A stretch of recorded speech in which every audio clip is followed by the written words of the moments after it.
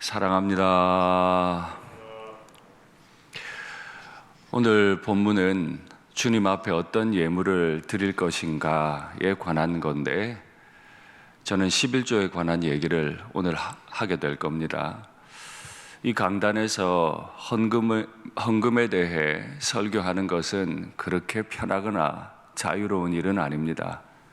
그러나 또한 목사가 하나님께서 명령하신 이 일에 대해 가르치지 않을 수 없고, 이 일에 대해서 하나님께서는 분명히 약속하셨습니다. 나는 네가 하는 범사에 복을 줄 거다. 그러니까 하나님이 약속을 주신 계명이라는 겁니다. 그러니 저는 소망을 가지고 이 계명에 관해 말씀을 나누지 않을 수 없습니다. 우리 예수님께서는 마태복음 6장 21절에서 내 보물이 있는 곳에 네 마음이 있다. 아무리 주님 사랑한다고 말을 많이 해도 내 보물이 내 통장 안에 머물고 있으면 그건 주님 사랑하는 게 아니에요.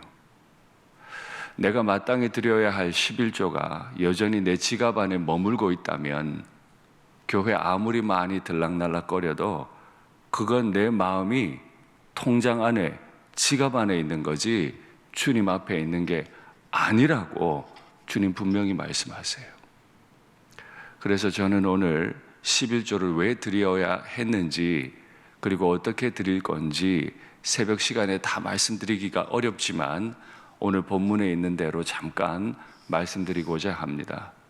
너는 마땅히 매년 소산의 11조를 드려야 한다. 마땅히라는 말씀을 하셨습니다. 11조는 의무예요. 우리가 참 많은 제목으로 예물을 드리지요. 11조뿐만 아니라 주일헌금, 성경헌금, 나눔헌금, 감사헌금, 또 어떤 분들께서는 솔로몬이 하나님 앞에 소원을 가지고 드렸던 일천번제, 그 제목으로 하나님 앞에 예물 드리기도 합니다. 그 중에 의무 헌금은 11조 하나밖에 없어요. 11조는 의무예요. 마땅히 드리라고 하셨기 때문에 우리 교단에서도 의무 헌금으로 정했어요. 그래서 우리 교회는 교회에서 직분을, 중직을 드릴 때 11조를 확인합니다. 11조를 온전히 드리지 않으면 우리는 직분을 드릴 수가 없어요. 왜요? 마음이 주님 앞에, 마음이 교회에 있지 않기 때문에. 마음이 주님과 교회 앞에 있지 않은데 어떻게 주님 앞에 항상 존재해야 할 직분, 항존직을 주님 앞에 받을 수 있겠습니까? 그래서 우리 교회는 11조와 직분을 연결합니다. 오해하지 마십시오.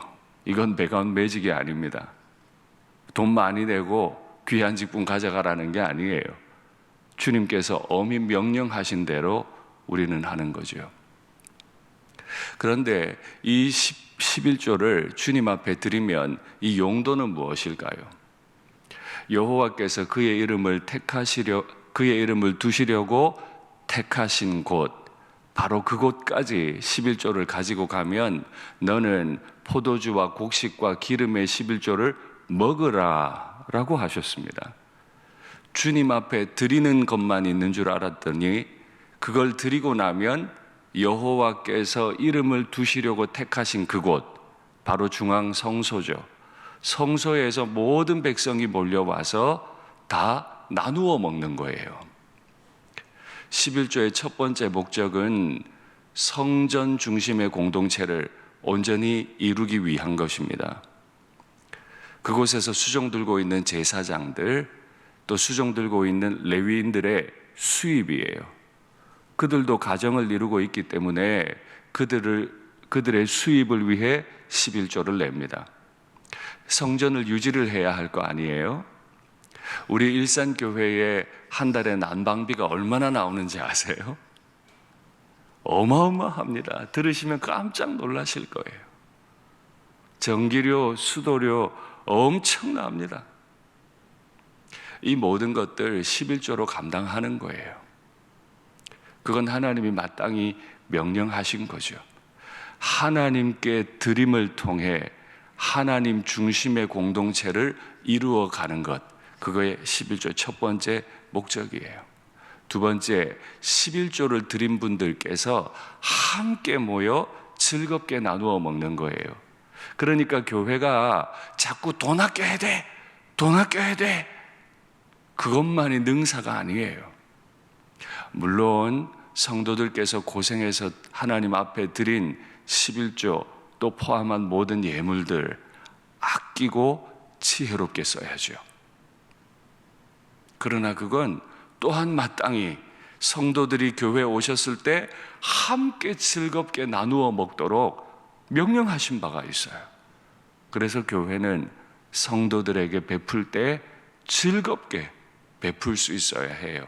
11조의 두 번째 목적, 이스라엘 백성들 하나님을 사모해서 하나님을 경외해서 중앙 성소에 나온 사람들이 축제를 즐길 수 있을 만큼 성도들에게 다시 돌려주는 겁니다.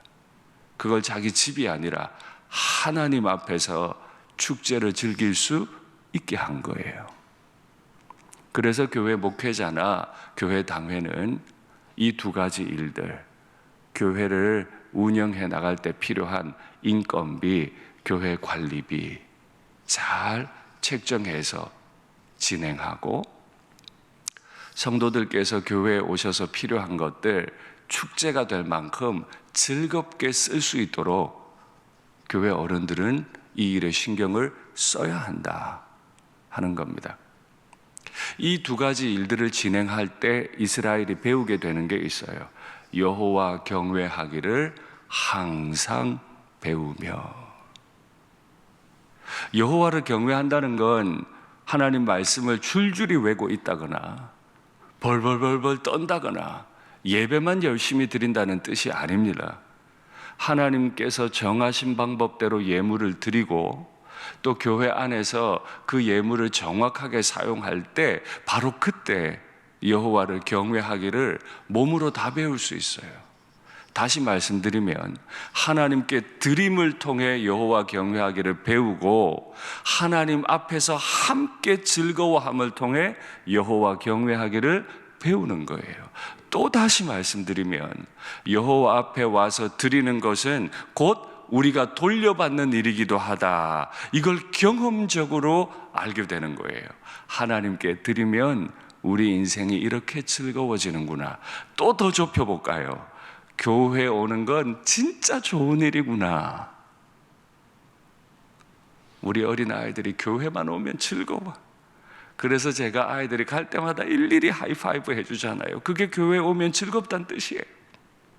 어른들이 머리 쓰다듬어 주고 온 아이들 뭐라도 손에 하나 쥐어주고, 아유 교회 오면 내가 너무 즐거워.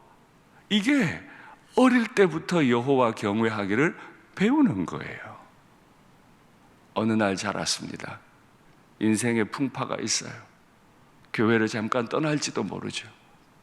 근데 문득 생각이 나요.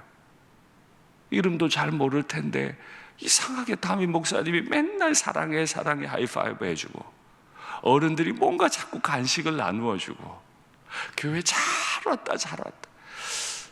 아직도 내가 교회 가면 이런 환대를 받을 수 있을까? 그게 여호와 경외를 배우는 거죠. 그런데 중앙성소로 매년 가지고 가야 하는 11조 말고 하나의 11조가 더 있어요. 이게 두 번째 11조예요. 이 11조는 매년 드리는 게 아니고 매 3년에 드려요. 매년 11조를 드리다가 3년째가 되면, 안식년 기준으로 3년째가 되면 11조를 한 번 더 드려야 돼요. 그 해는 10의 2조를 드려요. 아이고 되게 힘들겠죠. 이 11조를 온전히 드릴 때 우리가 온전히 믿는 거 하나 있습니다. 모든 땅의 주인이신 분께서 내가 10의 2조를 내면 하나님이 더 낸 만큼 궁핍하게 두지 않으실 거다. 반드시 범사에 복을 주실 거다라고 믿는 믿음이 우리에게 있는 거예요. 그런데 이 매 3년의 11조는 중앙 성소로 가지고 가질 않아요. 성읍에 저축해라. 다시요. 매년 드리는 11조는 중앙 성소로 가지고 갑니다. 그러니까 예루살렘 성전으로 가지고 간다, 쉽게 이해하시면 돼요. 모든 백성들이 11조를 매년마다 예루살렘 성전으로 가지고 갑니다. 그런데 3년마다 드리는 11조는 마을에 저축해요. 성전까지 안 가지고 가요. 그럼 이건 어디에 쓸까요? 분깃이나 기업이 없는 레위인과 객과 고아와 나그네를 위하여 쓰는 거예요.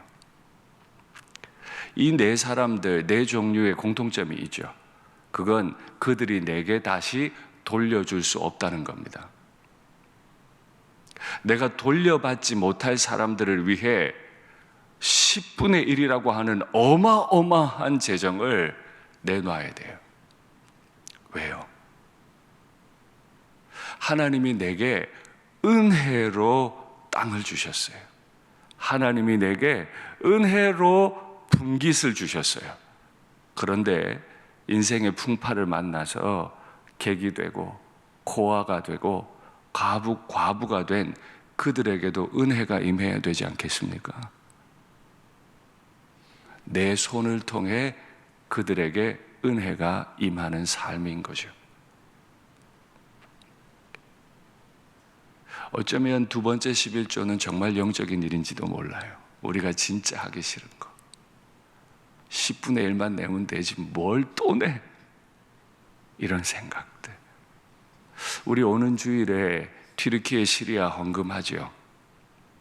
바로 그런 제도들입니다. 그래서 우리는 끊임없이 우리가 다시 돌려받지 못할 그들을 위해 기도하는 가운데 우리의 재정을 내놓습니다. 그러면 어떻게 돼요? 범사에 여호와가 복 주실 거다. 우린 이거 믿고 살아가죠.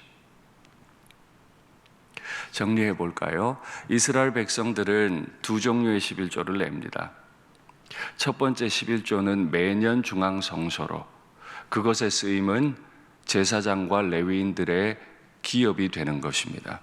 그들의 수입이 돼서 가정생활할 수 있게 해주는 겁니다. 그리고 모든 성도들이 하나님 앞에서 즐거워하면서 하나님 경외하기를 배우는 목적입니다. 두 번째 11조는 자기 마을에다가 저축합니다. 그래서 그 마을에 있는 돌려받지 못하는 그저 작은 목초지와 텃밭밖에 없는 레위인들, 그리고 객, 고아, 과부, 돌려받지 못할 그들을 먹여 살리는 일들을 우리의 재정을 가지고 합니다. 이 목적과 이 방식으로 드린 11조는 하나님이 범사에 복을 주실 겁니다. 그런데 한 가지 문제가 있어요. 중앙 성소까지 예물을 가지고 가야 되겠는데 오늘 본문에 보니까 너무 멀고 행로가 복잡해요. 어려워요. 가지고 가다가 짐승이 생채기가 다 나버려요. 생채기가 난 짐승은 하나님 앞에 드릴 수 없거든요. 기껏 가지고 왔는데 상처나면 못 드리잖아요. 그럴 것 같거든 돈으로 바꾸어서 돈을 싹 가지고 와서 그곳에 도착한 다음에 다시 짐승을 온전한 것으로 사서 바쳐라. 제가 지난 이틀 전 주일에 이 본문에 대해 잠깐 언급하고 지나갔습니다. 이렇게까지 하나님은 마련해 두셨어요. 너희가 정말 하나님 앞에 드리고자 하는 마음만 있다면 다 드릴 수 있게 하나님이 준비해 놓으셨어요. 핑계할 수 없어요.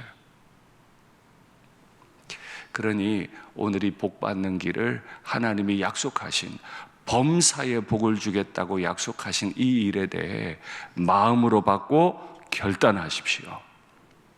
그리고 한 가지 더 부탁드립니다. 이 새벽에 나오시는 분들은 하나님에 대한 신뢰가 철저한 분들이죠. 질문합니다. 자녀들도 이 온전한 길을 걷고 있습니까? 내 자녀들은 내 알 바 아니고 개들은 개 알아서 사는 거고. 진짜 그래요. 나는 복 받는데 우리 새끼들 복 안 받아도 돼요. 내 자녀들 온전한 11조 생활 하고 있습니까?